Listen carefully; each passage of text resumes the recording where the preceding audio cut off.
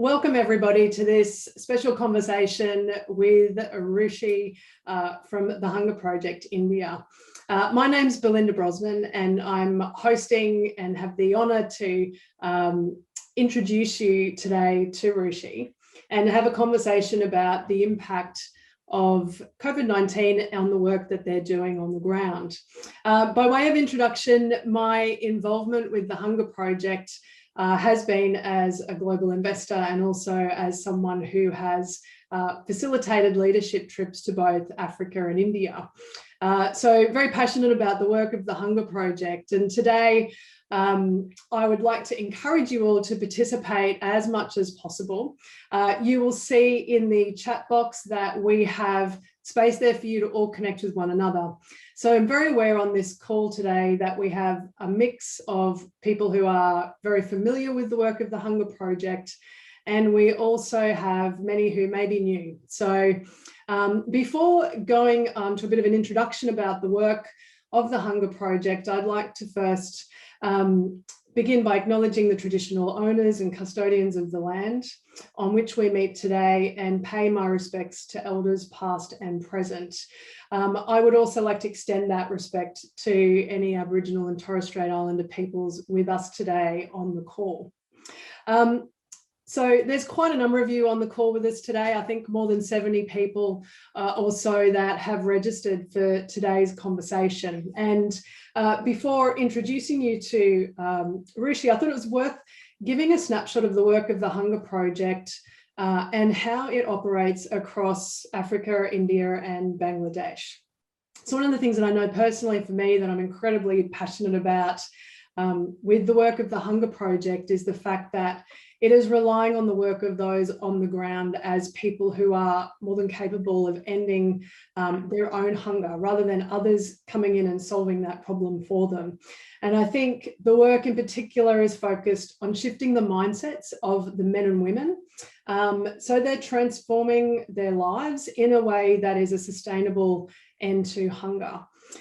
So through programs such as agriculture, education, health, and also the empowerment of people on the ground, the knowledge and resources that are provided is critical to breaking that poverty cycle that can continue. So some of the amazing stats, it always blows me away the impact of the Hunger Project's work. And I think, you know, the reach 15.8 million people across Africa, India, and Bangladesh, 550,000 trained local volunteer leaders globally. For those of you on this call who do training in the leadership development area, know that that number is phenomenal. And in particular, the Hunger Project in India has trained over 200,000 elected women leaders. So many of you I know in the chat area, I'm going to connect with you there, but please feel free to connect with one another, say hello. Today is an opportunity to do that. Before talking about the context of the conversation today, which is around the impacts of COVID-19 and the work that is being done by the Hunger Project India, I really wanted to first introduce you to one of our favourites. And Ruchi, I know for many people on this call, they are, let's just say you are a favourite in their hearts. And I know just even the chance to connect with you and see you and to, as I sometimes use the expression, clap eyes on you and make sure you're okay is something that everyone here wants to do. So Ruchi is Senior Director of Strategy and Programs for THP in India and has been with the organisation for more than 13 years. So Ruchi, welcome. Thank you. Thank you. So I thought I kind of gave an intro there on the Hunger Project, but I'd love you to just give us an insight into the work that the Hunger Project does in India so that people on the call who may not be familiar with the program in India get an insight into what it is that you do. Okay. Thank you for having me. And thank you to all of you who've made this time to be on this call. I'm so excited, so thrilled. You are like my favorite people, and I've been on so many trips and connected with you. So just Hunger Project in India, as Belinda said, works with elected women who are leaders in village councils.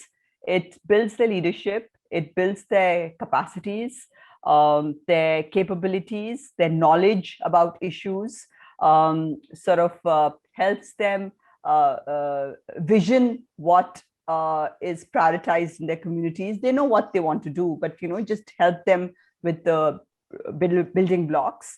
And we talk about power within of elected women, that we have it in us to do what it takes, and also work in solidarity with communities. So that's a core of our work.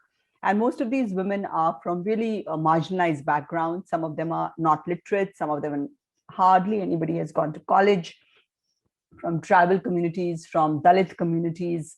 So they really represent what the majority of India is and what women in India go through in the rural areas. The other piece that we work with is with adolescent girls, which very generously the Hunger Project in Australia supports our work in Bihar.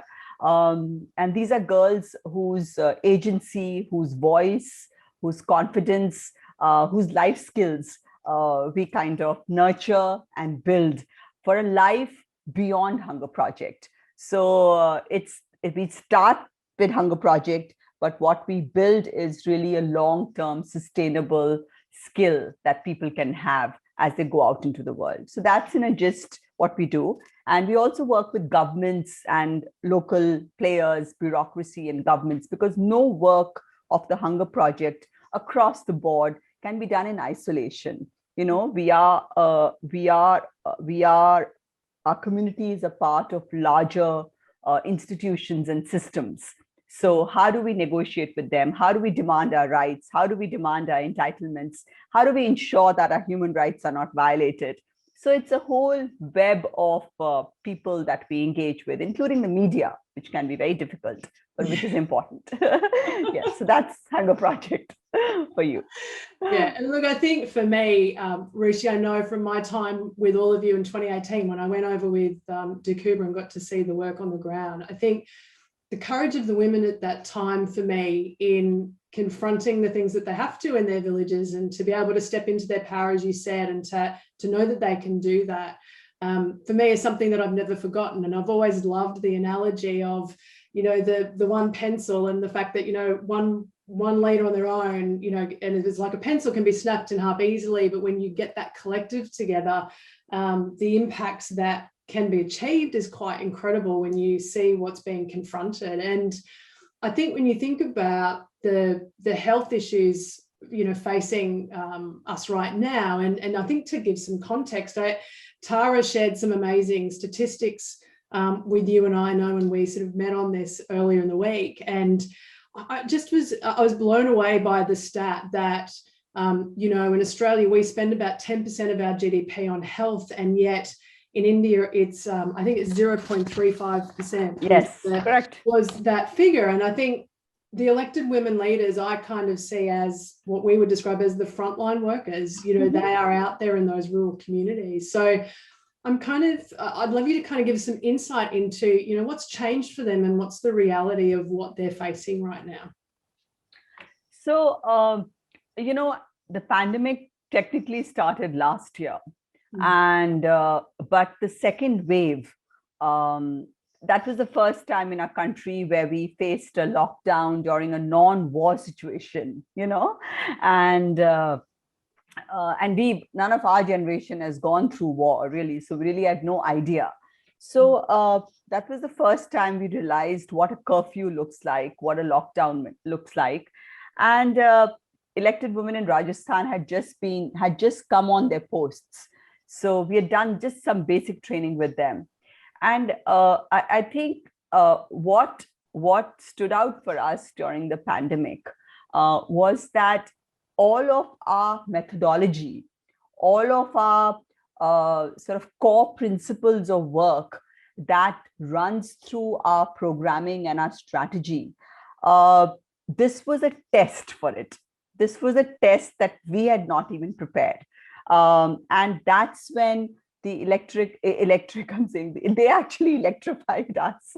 The elected women, they stood out and they basically it was the principles of work and the whole thing about shifting your mindset and having a solution mindset, and it's about, the problem was very different this time, something that was unique, and they basically put the tools of Hunger Project and the methodology of our work to address the pandemic. And it was difficult. They were in their houses. Some of them were allowed to go out because they are frontline workers. They had permissions, and also the government was reaching out to them, because Hunger Project never parachutes into communities and exits. It is a perennial river. It stays there with the people, and I think it nurtures and sort of supports them, builds solidarity networks. And I think what the elected woman did was, after the second wave, of course, it was very scary. One of the elected women, and I have a quote from her. She said that, for me, Mamta from Rajasthan, she's 36 years of age. She said, in a war, you can defeat the enemy by a weapon, but in a pandemic, you have to work along with people who are in a panic situation, who are just dealing with an invisible enemy. So she said it was just very difficult, and she herself was stressed out. She's saying, I didn't sleep properly for many nights. But what they did has been amazing. They have addressed, there have been so many smaller crises that have played out in our country. There's a health crisis, which is, of course, because of the virus, but there's a huge humanitarian crisis. There is a crisis of mental health and distress. There's a crisis of loss of livelihood. There's it's like poverty has amplified, hunger has amplified, children are in distress. There have been situations of trafficking, of forced marriage, of child labor, because they're preying on these children. 9,000 children is the current number who have either lost one parent or both parents or abandoned. So there are these COVID orphans. And remember, when children are abandoned, it's the girl child that's usually abandoned. So illegal adoption is on the rise. So there is unemployment is on the rise. So there's a human tragedy that is unfolding. There is loss, there is helplessness, there is horror. And in that elected woman who is with her communities has stepped up. And I'm talking about now. What have they done? They've addressed issues like, of course, right now, a priority for the whole world is vaccination drives. Yes. So in India, there's a lot of vaccination hesitancy. People think they're going to become impotent. Some people think that they're going to die. Some people think they will die after 6 years. And, when I heard that, I said, anybody can die after 6 years, but to correlate it to the vaccine is a little bit bizarre. Superstitious beliefs are on the rise. So really leading vaccination drives, managing crowd control at vaccination centers, spreading awareness on the vaccine. So that's one piece of work that they're doing now. Yeah. The second piece of work is about prevention, because it's continuous messaging that needs to be given. It's not like you've learned it once in your textbook or you've heard the message one and it registers, So it's about social distancing, sanitation drives, imposing lockdowns, ensuring, and the government and the police, actually, the local administration reaches out to the women to ensure that the lockdown is imposed the way it's supposed to be. Otherwise, you have variants. I'm sure in Australia also, there are people running around the countryside in a lockdown also. And really addressing the issue of hunger big time, because they've initiated themselves and mobilized resources from philanthropists, local community philanthropy, as also dipping into government programs. There are huge amount of government outlays that have come out for helping people, like with every government across the world. But our situation is just amplified. So, ensuring that there's no corruption when food is distributed, because, humanity is great, but within that larger humanity, there are always evil people, who'll make hay even when as a crisis. Then there is dignity during death. During COVID, how do you ensure safe cremations are done? So ensuring that the loved ones have a dignified last journey, ensuring that their safety kits, the PPE kits, are distributed. Then another big problem, and we've seen that the shadow pandemic, is women in distress, in their houses, and violence against women has amplified. So really reaching out to women, helping them out in their time of need. And also in Orissa, we had a cyclone. So it's like God is being very unkind somehow. It's like there's the virus and there's a cyclone. Then you're like, oh my God, when is it going to stop? So, so that's what the women, and it's the solution mindset, as I said, and it's not the scarcity mindset also, that, oh my God, I am paralyzed. So the point that they were motivated and they were charged instead of being paralyzed is something. And we've been in touch with the women, the Hunger Project has been guiding them, mentoring them, coaching them, holding their hand.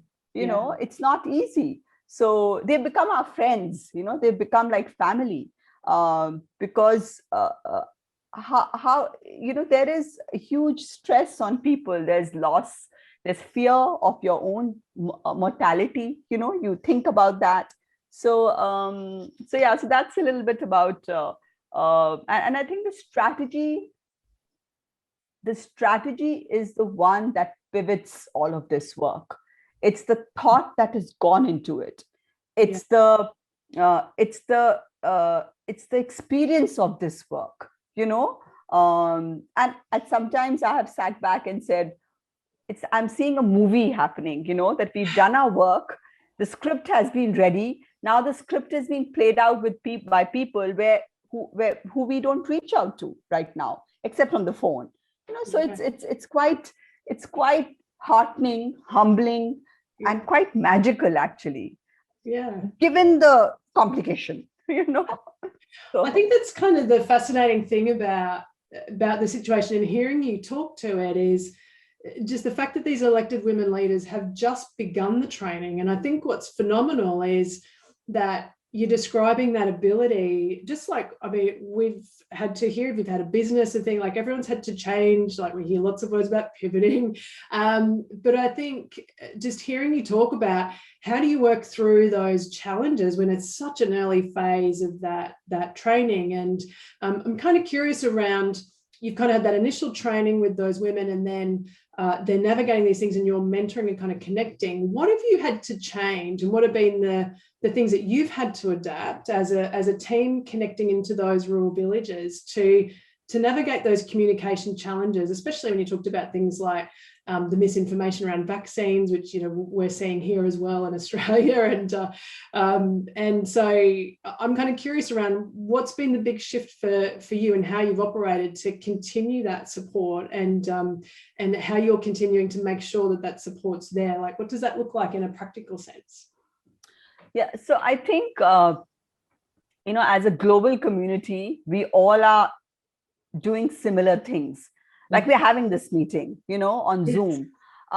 So some of the elected women who had smartphones, or if some of them, the family had a smartphone, a lot of the messaging that we've sent out is through videos, making short videos, or like 1 minute, 2 minute videos, or voice messaging. Recording voice messaging and ensuring that it's kind of put out through WhatsApp. In India, we use a lot of WhatsApp. So WhatsApp numbers and phone calls, like phone calls have replaced the in-person contact, at least during this time, because the WhatsApp message, there's so many forwards all the time. But I think the recording, so Ganga recorded many small messages and videos. And recently in Bihar, actually, I sent it out yesterday to the team. We shot 3 short films by local theater artists. They're under 4 minutes. and one was on publicizing this helpline number 1098. It's a child line helpline number, to just publicize it so that girls who are, and you can actually make the call if you have a zero balance in the phone. So telling girls that you can, if there's a problem of abuse, trafficking, forced marriage, please reach out. Doing sort of awareness, because people can hear if they can't see. So on tuk-tuks, having a loudspeaker and publicizing that number. The other thing is the other messaging that went out through that little, and it was done in a very in Hindi, there's a word called nautanki. So if you and I see it, we'll say this is very extreme. So it's like a Bollywood version of it, so really loud and really, because people hear that, people, you have to talk to the people in the language that they understand, that they relate to. So it was on quacks, that don't go to quacks, go to doctors, because quacks are thriving, the witch doctor and the quacks, because it's so much of superstition and mistrust and misinformation floating around. And the other one was on really, in India, you all know that we have 1,000 people at our weddings, and around 500 people at a funeral. Yeah. So we had to tell people, drive home the message that our social relationships are not so fragile that they will break if we don't go for a wedding, so, or for a funeral. So really but very delicate messaging there, because it's culturally, sensitive, people get offended, but to get it out through messaging, video. So we improvised, to kind of, we adapted ourselves, we changed ourselves. THP, we had never done this. We had trainings in a classroom. You all have seen that, and now it's on phone calls. And I think we've told our team members to call at least 3 or 4 women every day, to be in touch, to continuously talk to people, because people feel isolated. Out of 8,000 women, maybe 6,000 are very good. Maybe 2,000 are not very good, So that's a strategy that we've adopted through radio. Also, we've sent out messaging through radio. So using technology, whether it's very high profile or very simple, like a WhatsApp message. But I think the basic thing was, what can we do? There's chaos outside. But what is it that I can do? What we as an organization can do? And how can we help the elected women also not feel overwhelmed, saying that, I can't reach my people. How do I work? So I think that was something that really helped us. Yeah. And I think that was something for me that was intriguing initially when thinking about the impacts in India, because I remember my own experiences of, going through Rajasthan. And the thing that struck me was, in driving through some of those rural streets, that you would never see women out on the streets. It was generally the men. And I remember when we met up with the Girls Change Tracks programs, which was your adolescent girls program, which I know might have changed names a little bit now. I remember the amazing activity we did with you all there, with those girls, to talk about, what do you love about being a girl, and what do you not like about being a girl? And we had to do the same thing. And I'll never forget the impact of many of them wanting to be police officers so that they could end child marriage. And so I think what I'm curious about is, that connection into those younger girls, and also the women that are stuck at home and who maybe don't have access to some of those resources, and how you see, or, what you're noticing in terms of some of the, not just the health impacts, but those other impacts for those younger girls and those that maybe are at home and can't get access. What's some of the things that you're noticing there, and the work that's being done to start to affect change there? Yeah, so I think that's a very important question, and it's a very relevant to our work. How do we reach the unreachable? How do we make the voices of the invisible visible? And that has been a driving force for Hunger Project in India, to get people on the margins, on the periphery. So I think with the girls, something called the whisper networks and the solidarity networks, where, you keep an eye on each other.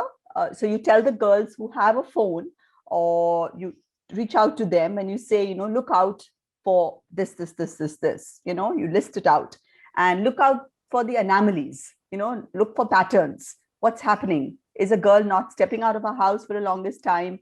So, that's one thing that has worked, and there has been we have actually very successfully in actually Bihar. There was one girl who was getting trafficked to marry a very old man in another state, and she went and told some of her friends. So you don't have a mobile, but you can at least go on the pretext of talking to your friend, that I want to meet her, and then that's where the whisper network started. And then it reached some of our partners, and then they went back and they kind of told them, sometimes you talk to them, you negotiate with them, or you threaten them, whatever works at the time. Of course, this whole process of taking out messaging on tuk-tuks, so that if somebody cannot get out of the house, at least she can hear the message. So that.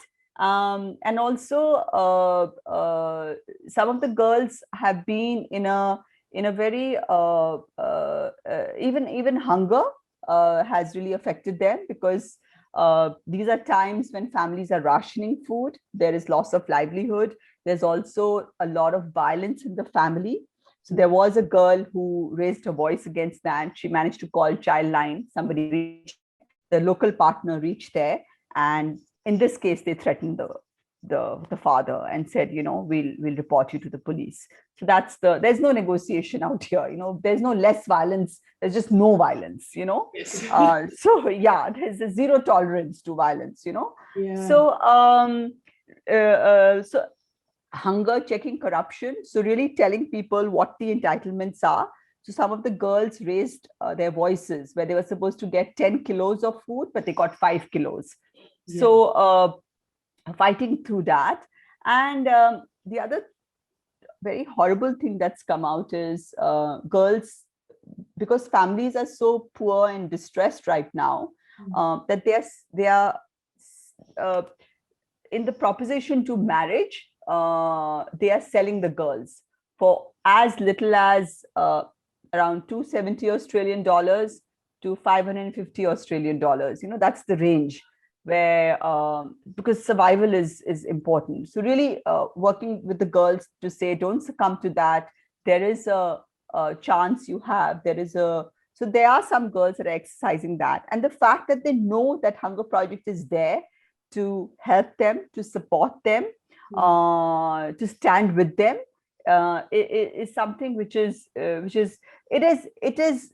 very heartbreaking for even our teams when they hear about all this. And so you do have to really pull yourself through from that heartbreak to action, that how is it so, and people are so motivated to do that, during this time. It's our team has been so driven that, as I said, improv during the time of the pandemic has been our biggest learning. And it's like a case study, we can become a case study for so many people.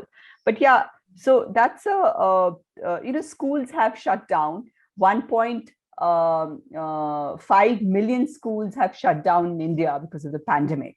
And so there's a huge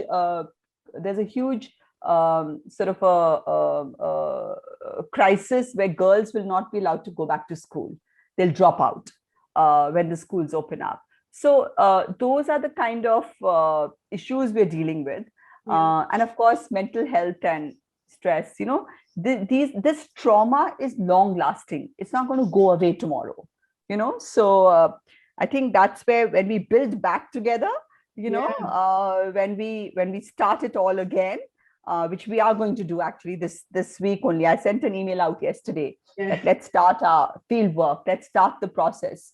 So we'll start from these conversations. How are you feeling? What has been happening? And then we build back together. We build their confidence, their agency, their voice, their fear, and so let's see, we've got a long way to go, but we are ready. And I think I think the work that you're doing is phenomenal, and just hearing you talk about, that thing of moving from heartbreak to then, okay, we're moving to action, and all of you would be at different levels at different times. And I know the people on the call here have, and I know myself, I know Ganga's on the call, I think today too, which I was so excited to see her taking part, who's one of our master trainers in India. I know there's many people on this call that have a deep affection for those of you in the head office in Delhi, and I guess I'm sure they'd be wanting to know, like, how are you supporting one another and taking care of each other through this process? Because you're definitely, going through that support for those out there, and I guess we'd love to know, what also is happening for you, and how you're supporting one another through this. So one thing that we did right in the beginning of the pandemic is we increased our phone allowances, because we knew everybody's going to be calling each other, and we didn't want people to feel shortchanged. The work was different now. There was no travel. So that was one, that sister side that happened last year itself. But, we as an organization in India, we faced a big tragedy. We had one of our own, Charu in Rajasthan. She was all of 32 years age. She joined last year. She was so chirpy. She was so passionate. She had told me personally, she said, Ruchi, when this opens up, I want to travel with you to the mountains, and see what's happening there. And, all of us, last day of her life, where we were all scrambling and trying to help her family with, her family called us saying that, can you organize something, ventilators in Udaipur, which is so far away. And the fact that because she had said such good things about Hunger Project, and this is not somebody who's been with the Hunger Project for 13 years. Yeah. She just joined last year. And there was something, it was just, and we lost her on 27th April to COVID. She was 32. So it really shook the team, at the time. Of course, what we had been doing earlier, personally, we are all doing Zoom calls. We are doing phone calls to each other. We're checking in with people. We've created WhatsApp groups of the team to keep each other. We've even created a separate women's group because a lot of the women were, they are dealing with other issues at home, children and elderly care and all of that. But we had our own common program team group where we kind of post things on what's happening on the ground. Some people post pictures of what the elected women are doing, what they have done. So people kind of support them and say, well done, and all of that. So that's so important. Validation is so important right now, and you don't feel isolated. But as a team, we also flexible working hours. So there's no check-in. If you want, we've also initiated community care leave, because if as a team member, you want to help your neighbor, or you want to help somebody else, this is over and above your annual leave. Yeah. So you can take that because that's what the need of the hour. Some people don't have people to help them, so that. Then also we've initiated a whole support from our side on anybody who needs mental health support, counseling. We've said we'll support the therapist's fee till December at least. So that we've initiated. People need to feel cared for in an organization. And then we've also recently enrolled, some of our team members have enrolled on a pro bono course on nonviolent communication, So how do you take care of yourself, How do you take care of your own needs and your own feelings, which are like, they are on a roller coaster. So, so that's something that we've initiated, but really being there for each other. I think that's basic, human connection. Yeah. So a human tragedy is unfolding, but the human connection is the one that makes us rise above this tragedy, And so just, I think, saying hello to people and checking in. Yeah. And so I think that's kept us together as a team. Yeah, and I think it's interesting we talk about that need for connection and the importance of it. And I know just from reading some of those things, as I said, connected to some of you on Facebook, and I know when you read those things, it deeply affects us too, because I think we all have our own connection. That's what the thing I love about the work of the Hunger Project is that deep connection when you become part of it is it is a community that you're part of as well. It's not just a charity. And I think it's, for me, the biggest appeal with the work that you do and the continual evolution of making it sustainable. I'm just going to do a little check-in on the chat box, Ruchi, because I thought there might be some questions there. So one of the questions here is from David White, and it's some concrete examples of what THP is doing to change outcomes in the pandemic on the ground. So how might additional funds raised in this current appeal be used? And I think that was something also I was interested in, Ruchi, is to go, there's work, you have an agenda, and like anything, you have an agenda of things that you want to cover off. And I'm curious around, for you now and moving forward, what are the things that are the priority, and any sort of investment that's coming through, where is that going to be used to help shift, the things that are happening on the ground right now, the priorities? So one of the, and I said it on the call also, there are a lot of girls that we are going to see who are going to drop out of school. And because they've not had smartphones in places like Bihar, for instance, they've not.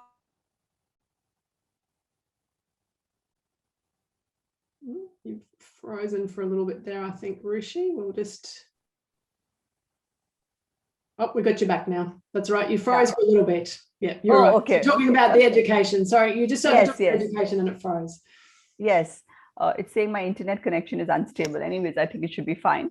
So I think what we're going to do is, what we're planning to do is to really have remedial classes for the girls to, ensure that, and we are going to start that because there was a lockdown and we have to deal.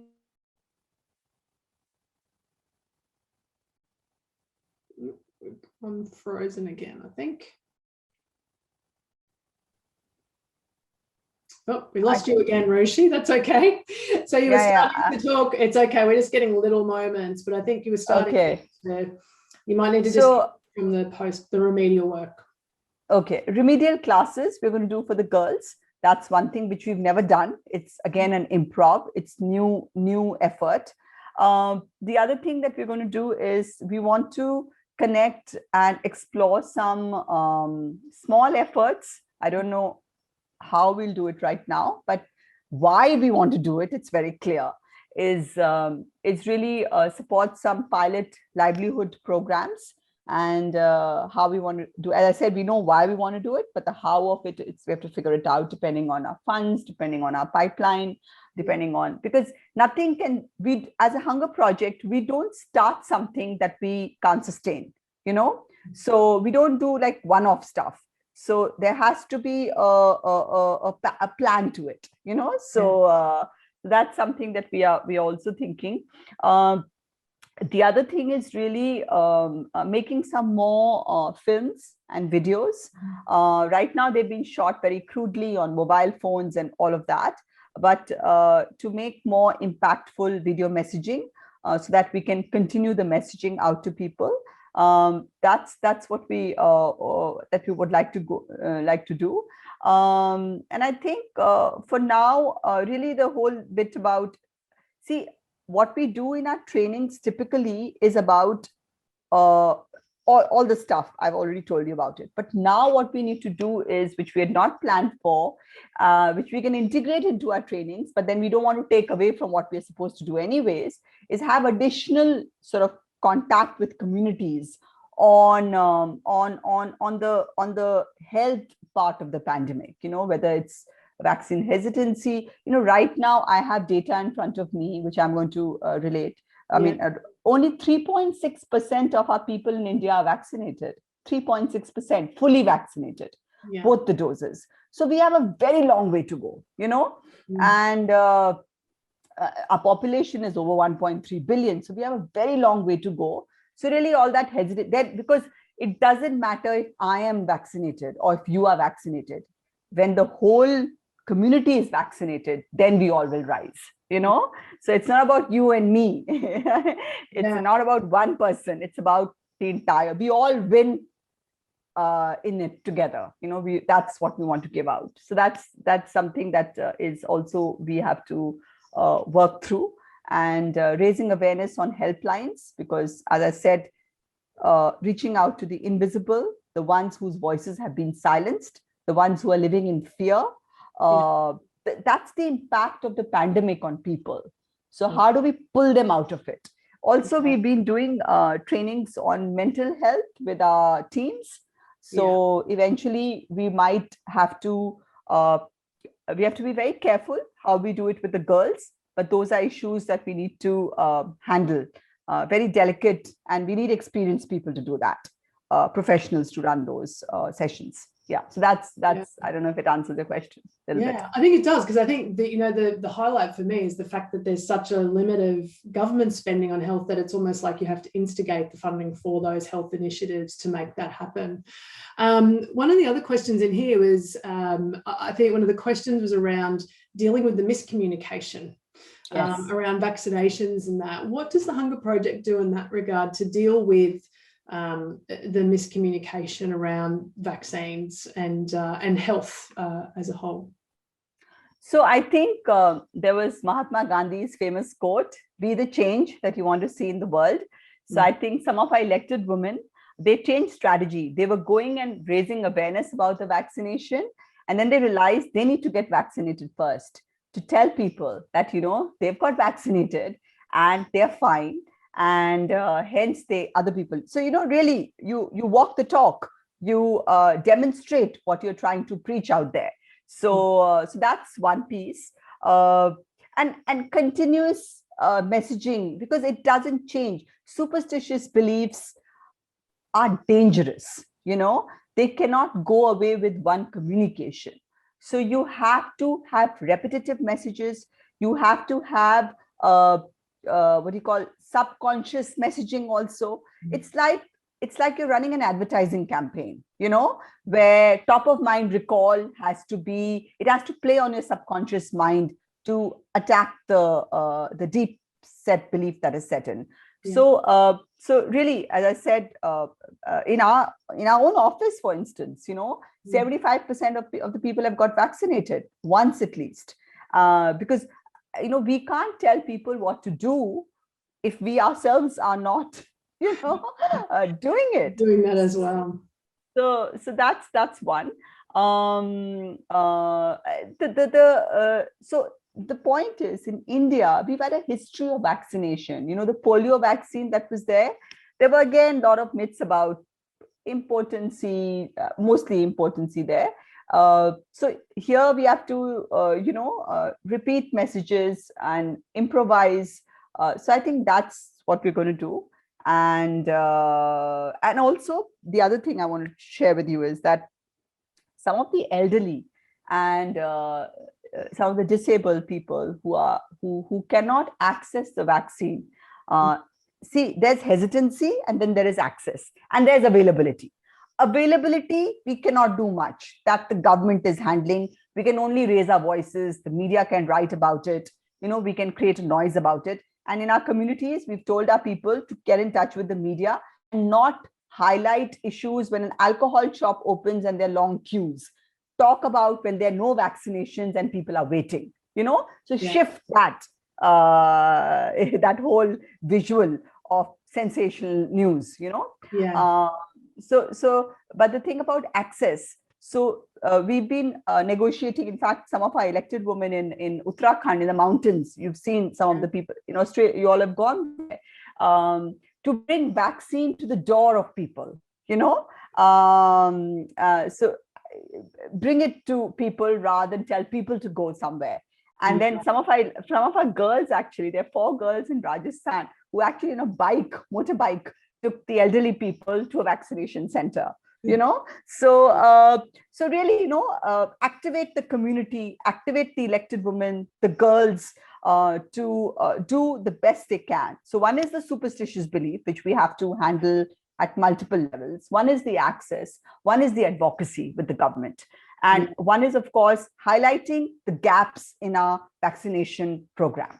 So that's a whole, multiple levels it has to be done. Yeah, that makes sense. And I think it's interesting. Like, I think one of the things that's challenging, I'm sure, is, even in Tara giving us some of the statistics was, the official number of cases in India with COVID is 29.7 million, and in Australia 30,300.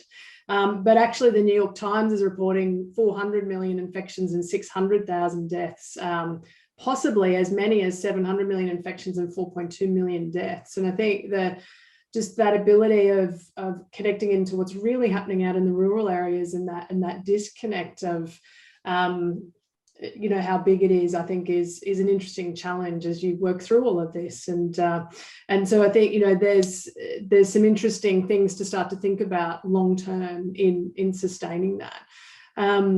If you think about, I guess the other thing for me is starting to think about the mindset piece and the resilience for the long term. And because most people, I guess, to give them some context, is the terms of a leader. I think it's 4-year terms, isn't it, for the elected? 5. Is that correct? 5, yeah. So I'm kind of curious around, thinking about them and what's next for their training and support, what you're seeing as the opportunities for them to help shift the mindset of others around them too. Because I think there are examples that you can share there. Because I think one of the things that's interesting is when they've had the training and the work on mindset, it's ingrained within them. And I'm interested and curious around the ripple effect of that into a community on mindset. And if you've got some examples of what you've seen that you can share to show that, I guess, the cascade effect of that down through those communities. Yeah, so I've said this earlier also, that, from that quote of Mamta, where she said that to work with people in a panic situation is a different war that we are fighting. It's a war that is living inside us. The virus is living inside us, literally. So what do? You can't kill yourself. So it's a bizarre situation. So I think that whole analogy of the ripple effect, that you start something,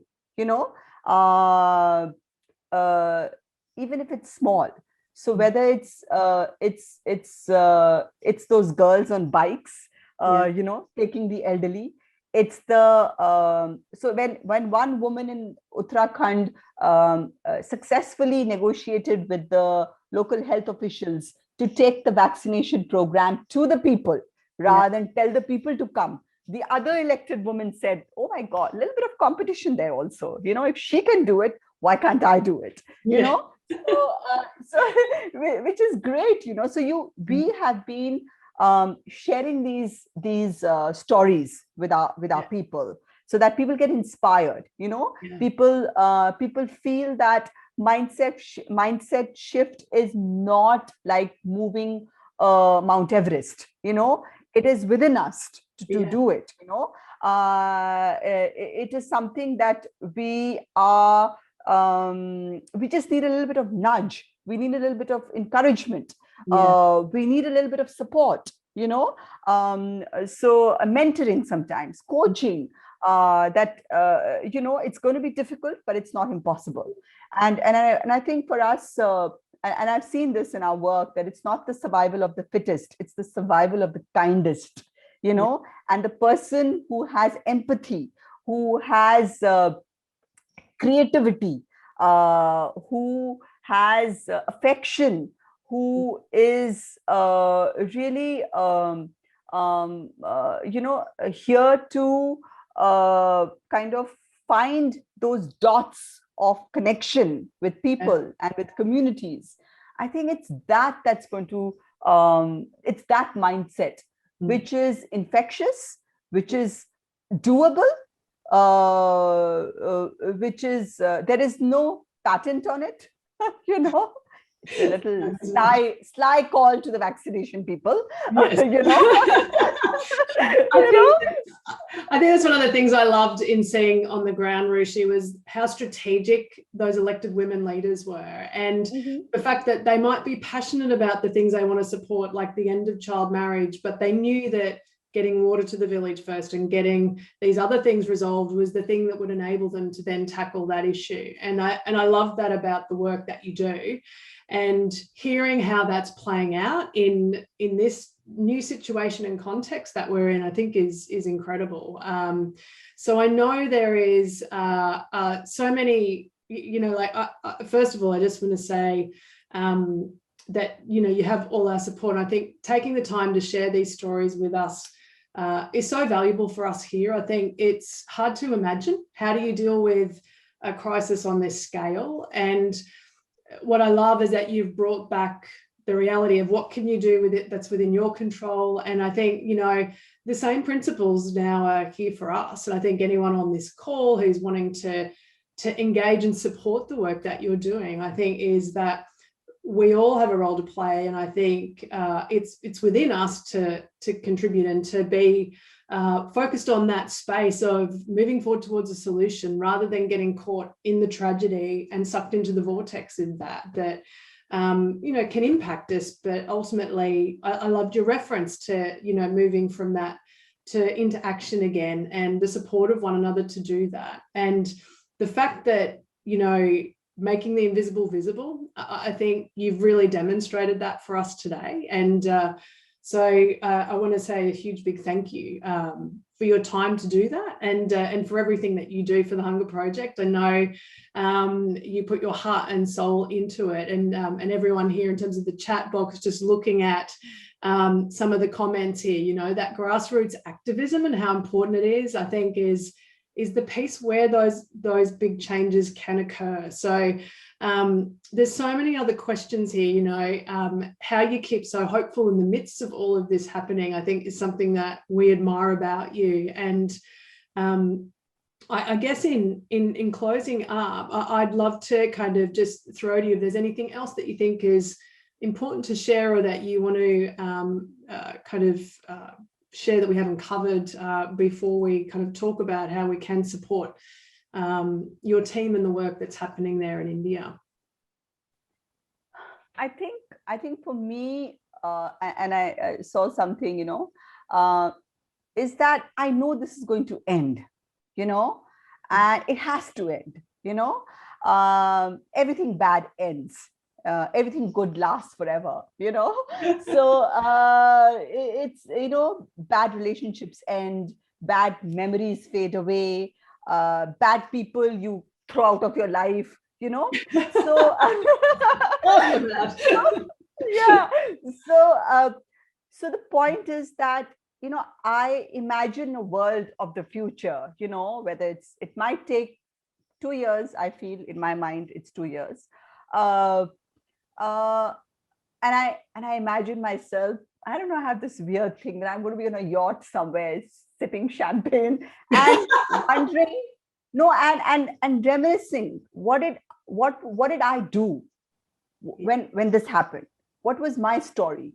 So I think bring it, like people always talk about, we've heard this on TV, news and all, when JFK died, they were doing this, So I'm like, when the pandemic was playing out, what did I do? What did our team do? What did our women do? What did our girls do?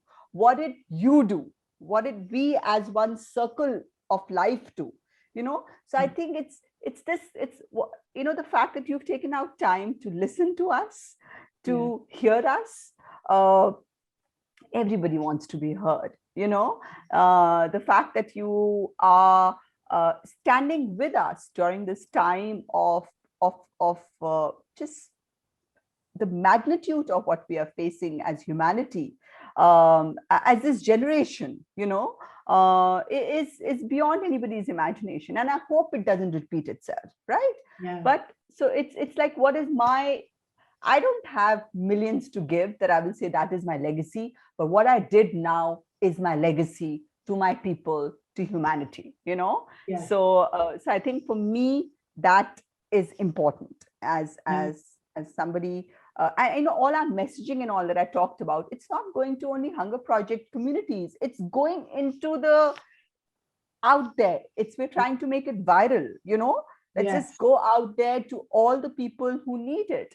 So we are rising above our, we are breaking boundaries, we're like, this messaging, this work needs to go out everywhere. So I think that's what, and I think for me, that's what drives me, that this is, that I'm here to end it, and I'm here to do my bit.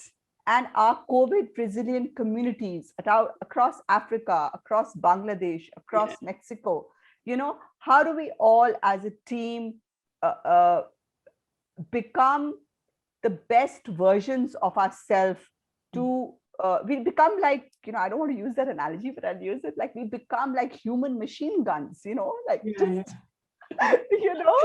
having that impact. I think from speaking with you, Ruchi, I go back to the numbers and I go, we've trained over 200,000 elected women leaders in India, and just from seeing your spirit there and going, kind of imagine that by 200,000 and there's your answer. So I think you've encapsulated beautifully the work that the Hunger Project does, because I think that in itself is infectious. And I think the gift that you've given us today, and when you're sipping champagne on your yacht in many years to come, you can think about the impact that you've had on all of us today on this call, because we are certainly walking away with an insight into, the solutions and the opportunities there that aren't always perfect.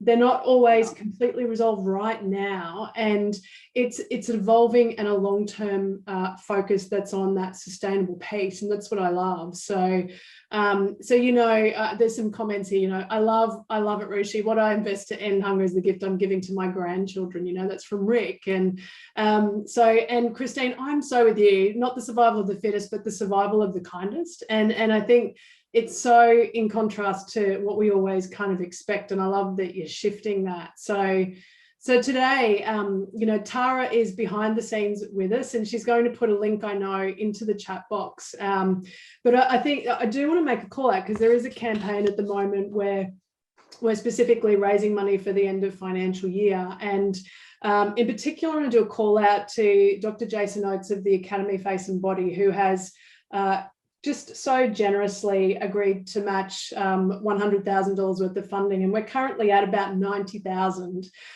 So there's an opportunity here to lift that and see the investment double. And it's end of tax time. I think this is the time to do it. We know that anything over $2 is tax deductible.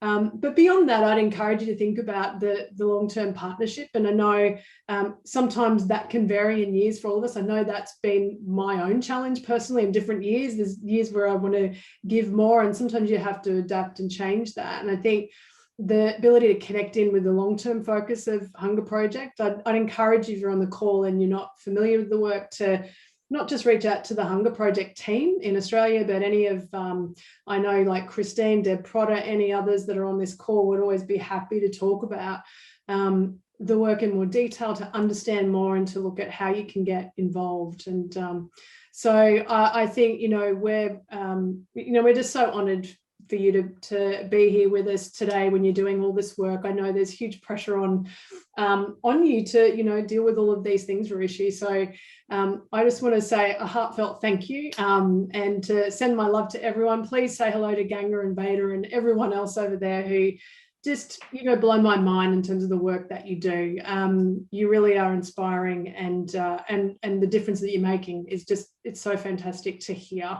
And I know from all of us, we're wishing you all the very best, and look forward to making sure that we can get those funds to you too, to help keep the work going. That's so important. Yeah, thank you. And the fact that, you take away that stress from us. You take it upon yourself, actually. I'll be happy to give it to you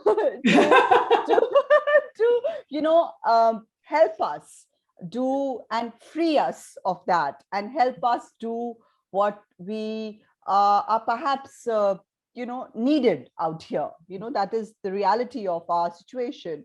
But it just frees us with so much of, frees our mind to think, to create, to innovate, to reach out, and not be wondering, not feel, very lost and stressed out. So I think what you do to us, you give us, I know it's very cliche, but I mean, all of you, all the partner countries and Australia, especially for what you're doing in Rajasthan and Bihar, and for all of our teams, it's like, you are the wind beneath our work, Yeah. So and we are able to do what we are able to do in the most efficient and impactful way, because we know you are there with us. And I think I really, it's always such a pleasure connecting with you, and it's so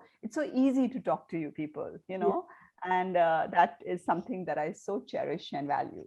Thank you so much. Fantastic. I know. Thank you so much, Ruchi. And thank you to everybody who's been on the call. So reach out, say hello, get in touch with the Hunger Project. But thank you again for your time, for participating and listening. And Ruchi, sending our love and all the best for the coming period as you work through all the new strategies and everything on the way forward. Thank you. Bye-bye. Take care, everyone. See you. Bye-bye. Yeah.